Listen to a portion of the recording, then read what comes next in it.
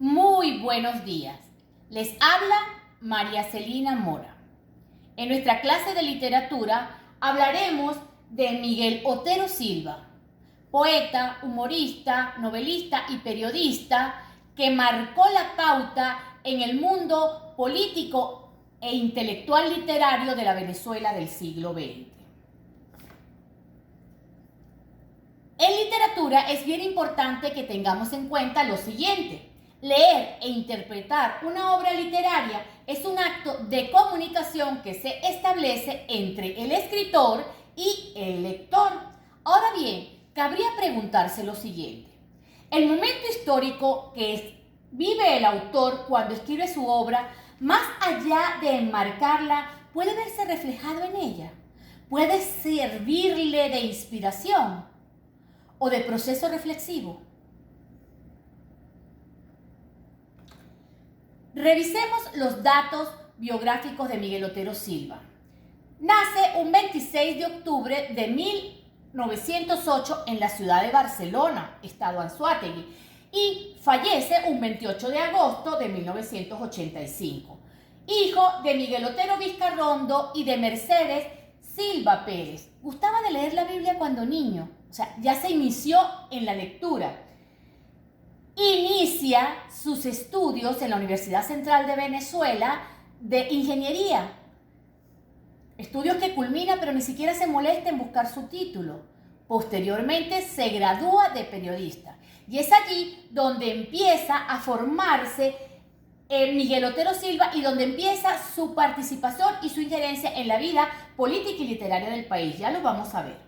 Se casa con María Teresa Castillo y tiene dos hijos, Miguel Enrique y Mariana Otero Castillo. Desde muy joven participó activamente en la vida política del país, específicamente en ese grupo de estudiantes que se llamó la Generación del 28, de donde salieron grandes hombres que posteriormente influyeron de manera notoria en la política, en la cultura, en la literatura de la Venezuela del siglo pasado. En la década de los 40 se dedicó al periodismo, funda el Morrocoy Azul, funda el Nacional, periódico que llega hasta nuestros días.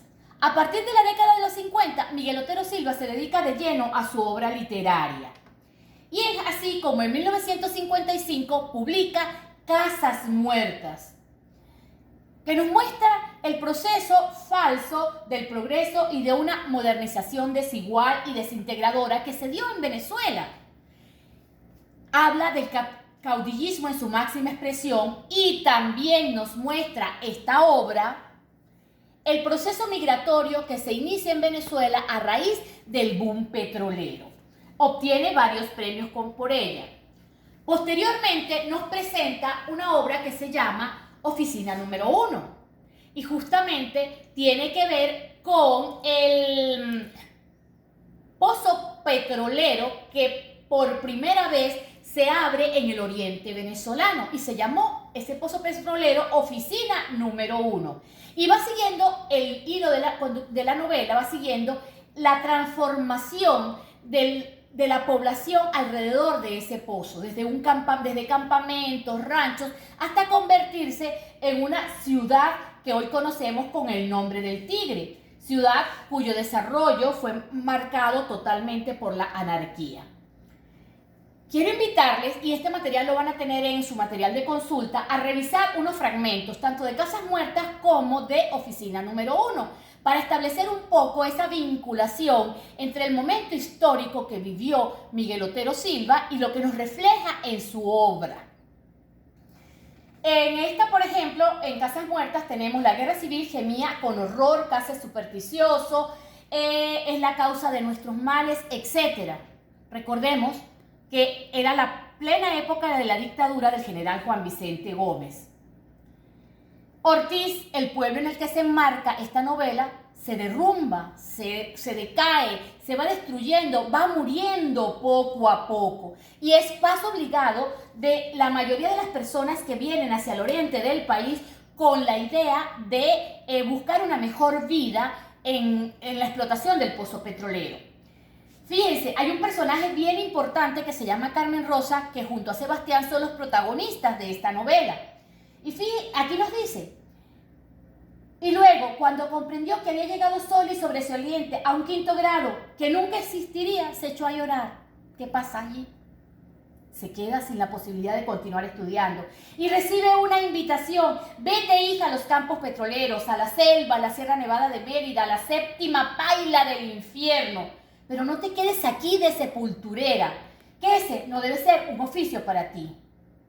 Y es la motivación que hace que Carmen Rosa salga de su pueblo.